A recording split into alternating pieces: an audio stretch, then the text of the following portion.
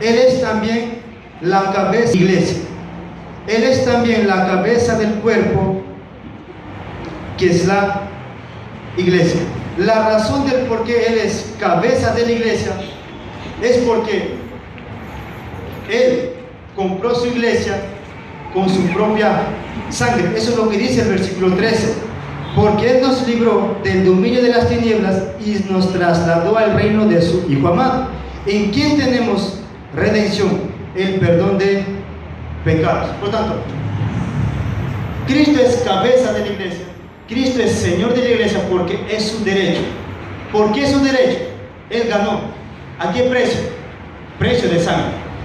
De hecho, hermanos, tanto fue el amor que Él tuvo por la iglesia, que Él entregó su vida por nosotros. De hecho, quizás desviándome un poco, es el mandato que Jesús hace a los esposos.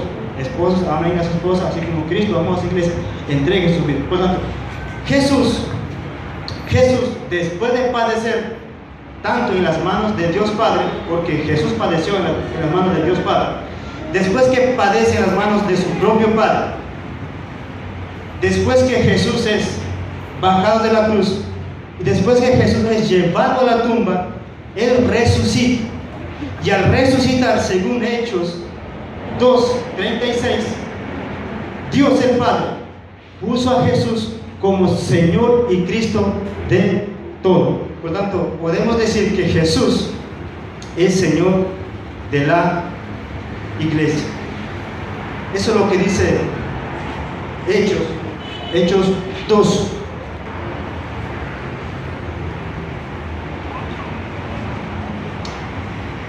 Dice: sepa pues con certeza toda la casa de Israel que este Jesús a quien vosotros crucificasteis, Dios le ha hecho Señor y Cristo. Por lo tanto, la máxima autoridad de la iglesia realmente no son los predicadores. La máxima autoridad no son los pastores. La máxima autoridad de la iglesia no es la iglesia en general. La máxima autoridad es Jesús. Por lo tanto, nosotros como iglesia debemos someternos voluntariamente a esta máxima autoridad que es Cristo. Recuerden lo que conté. El Papa decía: bueno, yo soy la máxima autoridad. Yo soy el único autorizado para interpretar correctamente la Biblia. Ustedes no entienden, son ignorantes. Solamente nosotros, que manejamos lenguaje excelente, tenemos gran elocuencia, somos la máxima autoridad de interpretar la Escritura. Sí, la interpretaron, pero la interpretaron mal. Y la iglesia apostató en ese tiempo. Pero, vuelvo y repito, cuando Dios levantó a este hombre, la iglesia se dio cuenta que la iglesia entera se dio cuenta que los papas y las autoridades estaban engañando con falsas enseñanzas. ¿Cuáles eran esas falsas enseñanzas que la iglesia católica en ese tiempo enseñaba? Quizás dos voy a mencionar. Una era que si tú pecabas, él decía, los papás, si tú pecabas, la persona venía y confesaba sus pecados y el Papa decía: bueno, te absuelvo el pecado. Ya no era Cristo quien perdonaba los pecados, sino era el hombre. Otro error es que cuando alguien pecaba, el Papa iba, la persona iba y decía: bueno, yo pequé. Y él decía: bueno, tienes que hacer tantas cosas, haz esto y haz esto, y serás libre de tus pecados. Y si alguien ha muerto en pecado, nosotros podemos sacar del purgatorio y llevarlo al cielo. Tanto tenía que pagar un precio. Eran las falsas enseñanzas. Y la gente creía eso. ¿Por qué? Porque no tenía acceso a los manos, no tenía acceso a la Biblia, porque la Biblia no estaba escrito en lenguaje común. Quizás otra enseñanza, una más voy a nombrar. La otra falsa enseñanza era que decían: bueno, si ustedes quieren ser salvos, tienen que seguir todas nuestras tradiciones y confiar en Cristo. Por lo tanto, ustedes son salvos al creer en las tradiciones que nosotros hacemos, más la gracia. Eso les va a salvar. Por lo tanto, decían: si ustedes no confían en Cristo y no guardan lo que nosotros decimos, ustedes no serán salvos. Tanto La Iglesia Católica en ese tiempo se desvió de la autoridad de la Escritura. La razón porque el Papa decía que nosotros somos las únicas personas que podemos interpretar la Biblia correctamente. Obviamente, mantener esa posición era alejarse de la verdad. Por tanto, hermanos, dice la Escritura, Él es también la cabeza del cuerpo, que es la iglesia. Por tanto, si Jesús, escúchenme, hermanos, si Jesús compró su iglesia con su propia sangre, ¿ustedes creen que Jesús va a perder su iglesia? Repito, si Jesús compró su iglesia con sangre, ¿ustedes creen que Jesús va a perder su iglesia? No lo va a perder. ¿Por qué? Porque Él pagó por un precio muy grande con su propia vida, y lo que Él rescató, créanme, hermanos, que Él no lo va a perder, porque es su derecho, Él no lo va a perder. Ahora, de hecho, Jesús hoy en día sigue siendo autoridad. ¿Cómo? Él es el buen pastor, sustenta a la iglesia, guía a la iglesia, alimenta a la iglesia, la conforta, disciplina. Jesús sigue siendo la autoridad todavía en la iglesia. Cristo sigue siendo cabeza y sigue siendo la máxima autoridad de la iglesia. ¿Por qué? Porque Él compró la iglesia con su propia sangre. Ahora, ¿cómo gobierna Cristo su iglesia?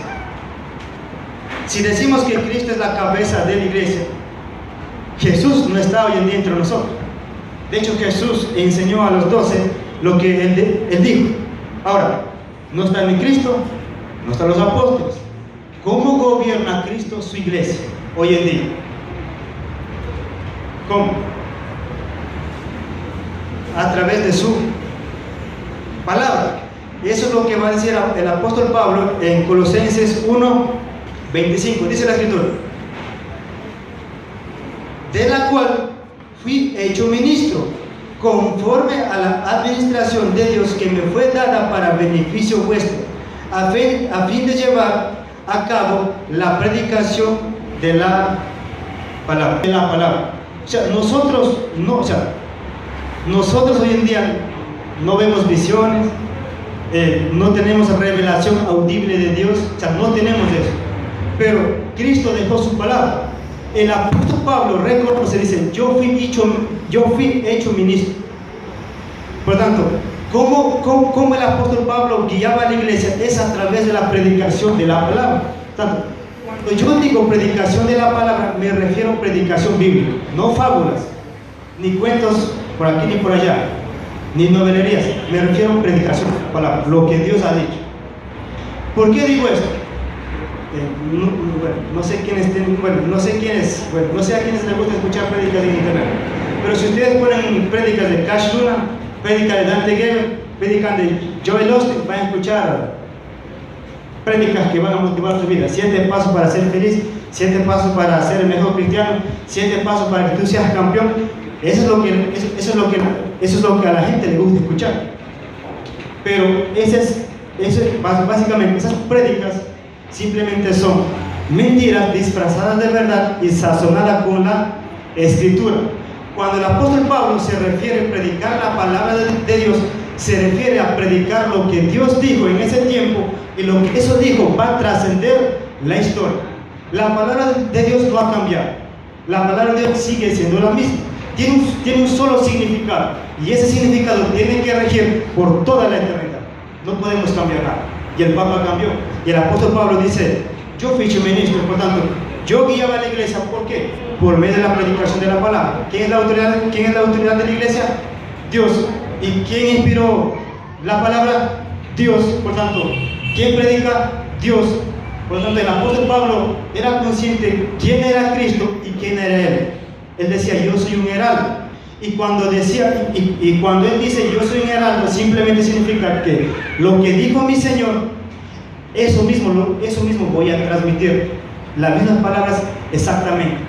Eso es lo que el apóstol Pablo da a entender, o eso es lo que el apóstol Pablo dice. el 25, por la cual fui hecho ministro conforme a la administración de Dios que me fue dada para beneficio vuestro. Por tanto, Dios da, no para el beneficio del predicador, no para el beneficio egoísta. Lo que Dios da a través de la predicación de la palabra es para el beneficio de la iglesia, porque eso es lo que dice, a fin de llevar a cabo la predicación de la palabra. Pregunta: ¿cuál es el método que el apóstol Pablo usaba para edificar? ¿Cuál es el método que el apóstol Pablo usaba para guiar la iglesia? Predicar la palabra. Tanto, ¿qué es predicar la palabra? Predicar la palabra realmente. Pero, quizá la redundancia, pero esa es la verdad. Predicar la palabra es predicar la palabra. Ahora, pero ¿quién predicaba Pablo? Es la pregunta. ¿Quién predicaba Pablo? ¿Quién predicaba Pablo? Los falsos maestros estaban predicando adoren ángeles. Los falsos maestros estaban predicando en ese contexto: guarden tradiciones de hombres, circuncídense. Pero ¿quién predicaba Pablo? Es la pregunta. El apóstol Pablo simplemente predicaba. El apóstol Pablo predicaba simplemente a Cristo. Dice el versículo 28 del mismo Colosenses 1: a Él nosotros proclamamos, amonestando a todos los hombres y enseñando a todos los hombres con toda sabiduría, a fin de poder presentar a todo hombre perfecto en Cristo. A Él nosotros proclamamos, amonestando a todos los hombres y enseñando a todos los hombres con toda sabiduría, a fin de poder presentar a todo hombre perfecto en Cristo. Por lo tanto, ¿cuál es el mensaje? ¿Quién predicaba Pablo? ¿Qué salía de la boca de Pablo? Él predicaba a Jesús. ¿Por qué? Porque él había salvado a Pablo. ¿Qué debe predicar la palabra? ¿Qué debe predicar hoy en día la iglesia? A Jesús. Él nos salvó. Él es la máxima autoridad. De hecho, a veces me da, como dice, vergüenza ajena cuando veo en el Facebook hermanos diciendo Lenin esto, Lenin aquello, corre esto, por aquí que por allá. Realmente, si uno va a la Biblia, deberíamos tener la plena convicción de que nuestra autoridad es Jesús. Él es la máxima autoridad. De hecho, hermano Ricardo hace rato decía que nuestra vida está escondida ¿en quién? En Cristo. Por lo tanto, Él es el que guía nuestra vida. Él es el que nos sustenta. Él es el que exhorta. Él es el que hace todo eso. Por lo tanto, el único mensaje de Pablo era Jesús. Dice, a Él nosotros proclamamos. ¿Cómo? Él es el modelo a seguir. Él es el modelo a seguir. Él es nuestro Señor y Juez. Él es quien murió por nosotros. Él es quien nos sustenta. Él es quien nos ayuda. Él es el que nos entiende cuando estamos en momentos de aflicción. Él es quien nos va a resucitar si un día nos morimos. Y cuando Él venga por segunda vez, Él es quien nos va a llevar ante el Padre y va a decir, este es mi hijo amado, vengan a mi reino amado. Él es todo, hermanos. Por tanto, Él es la máxima autoridad de la iglesia. Un predicador decía, bueno, ya falleció, este hombre dijo, no es su permanencia en Cristo lo que salva, sino la permanencia de Él en usted te salva. Repito, no es su permanencia en Cristo lo que salva, sino la permanencia de Él en usted te salva. La única religión en todo el mundo que es diferente a las demás religiones, al Buda, al hinduismo, al Hare Krishna, al musulmán, la única religión diferente es el cristianismo. ¿Por qué? Porque en el cristianismo es Dios quien habita en el hombre. Por tanto, si yo soy salvo, no es porque yo permanezco en Él. Yo soy salvo porque Él permanece en nosotros. ¿Qué pasaría si Cristo por un momento quiere quitar la gracia de nuestra vida? ¿Qué va a pasar? Caemos. Pero Cristo por su gracia nos sostiene Cristo por su gracia sostiene la iglesia. Cristo por su gracia sostiene el universo entero. Él es todo lo que